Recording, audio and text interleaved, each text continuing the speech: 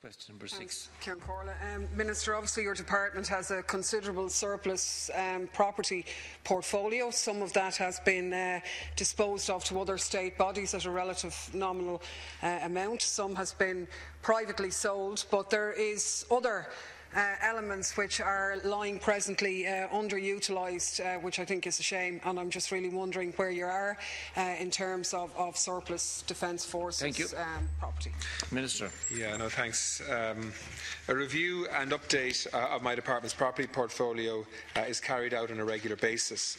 Where properties have been identified as being surplus to military requirements, procedures are put in place for their disposal.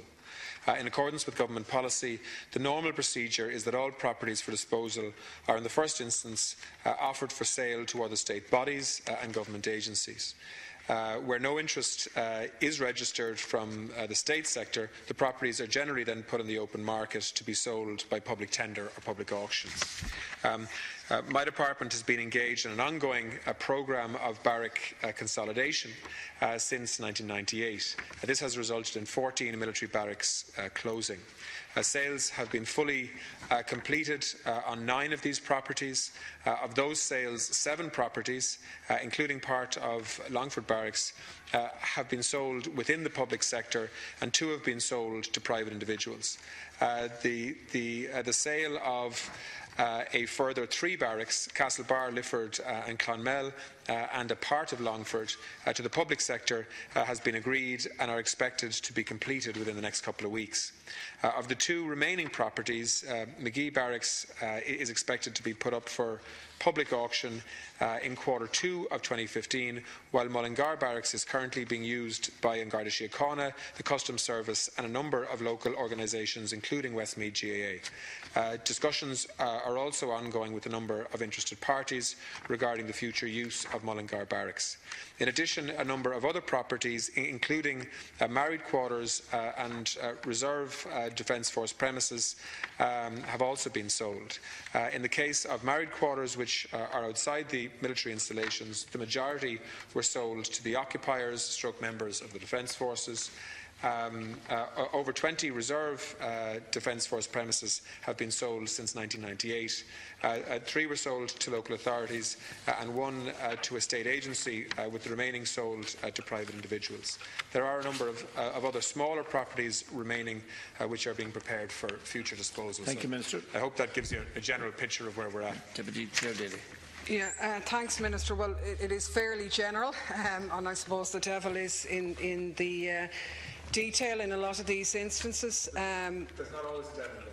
Is there not? Well, I don't know. I'll take your word for that. But I'm thinking particularly, if you like, of, say, the Curragh camp, for example, and very much against the backdrop of a housing crisis in the state at the moment and a medical crisis also, when you have accommodation units and a hospital available there which are lying idle, which with a small amount of investment could be returned to being habitable dwellings for Defence Forces personnel who, as we know, are amongst the lowest paid public sector workers. We know that a number of families are living in some of those homes now under fear of eviction, but we also know that many soldiers sleep in their cars without adequate accommodation, and myself and Deputy Wallace did visit the Curragh camp on a number of occasions. Deputy Wallace, with his builder's hat, was able to have a look at the state of some of those buildings. They are in considerable shape. They don't require an enormous amount of investment to make them usable, and I think unless the state really looks at this and making them available, then we are involved in a sort of a state-sponsored vandalism by allowing them to remain derelict, because there are important uses that they could be put to rather than letting them diminish and die. Minister. Yeah, well, I can assure you we're not going to let anything diminish and die. I mean, if you look at what the Defence Forces have been doing proactively on homelessness, for example, in Dublin, we have made a former military hospital available for shelter for rough sleepers. That's been a very successful initiative, actually. We've had between 20 and 30 people staying in that accommodation on most of the evenings for the last number of weeks. So I think the Defence Forces have shown a willingness to be proactive and open-minded in terms of how we can use vacant buildings and infrastructure that would previously have been of use to the Defence Forces but now may not be, for other purposes in terms of assisting government and other NGOs with solving difficult problems. So, and we'll continue to do that. And where there is infrastructure linked to barracks that are of no longer any strategic use, of course I think we have an obligation to first and foremost check whether there are other state agencies or state bodies that could use them effectively, and if so, whether we should be transferring them.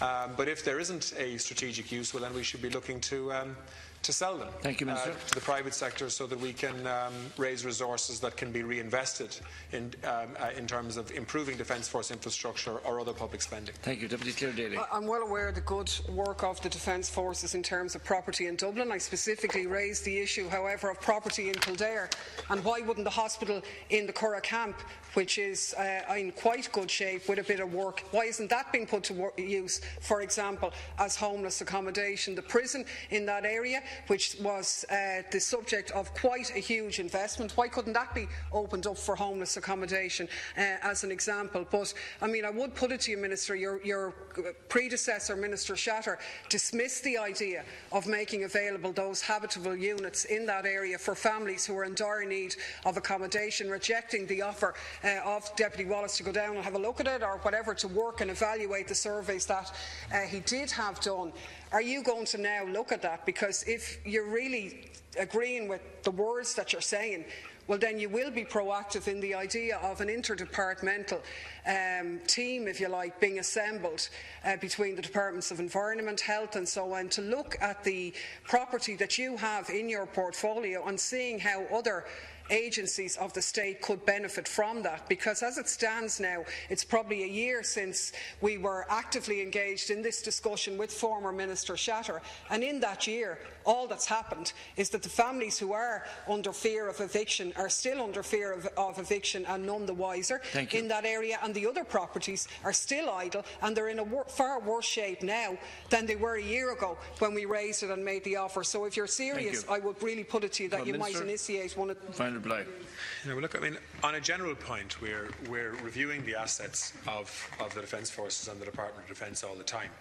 One, to try and get value for money for it, if it's not of strategic use to the Defence Forces, and two, to try to look to other state bodies to try and make full use of that. So we have, and there are multiple examples of that in terms of barracks around the country, and I've visited a lot of them. I've spoken to county managers when there's an interest for a local authority, like in Clonmel, for example. So, I mean, we are doing what you're saying, but you're talking about a specific case here in Kildare,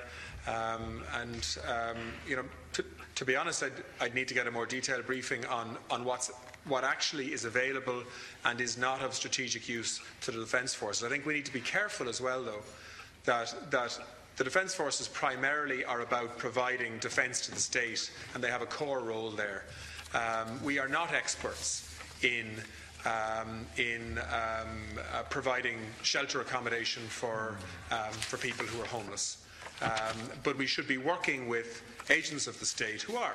And I think we have done that quite successfully in Dublin in response to what was a very difficult situation in the build-up to Christmas. Thank you, Minister. So, you know, we will look with an open mind here, but I think first and foremost, the Defence Forces need to focus on their own role in terms of defence of the state, and where there are difficult issues around, you know, occupation of Defence Force property by former Defence Force personnel or whatever, that we treat people fairly, but at the same time we need to ensure that the state gets value.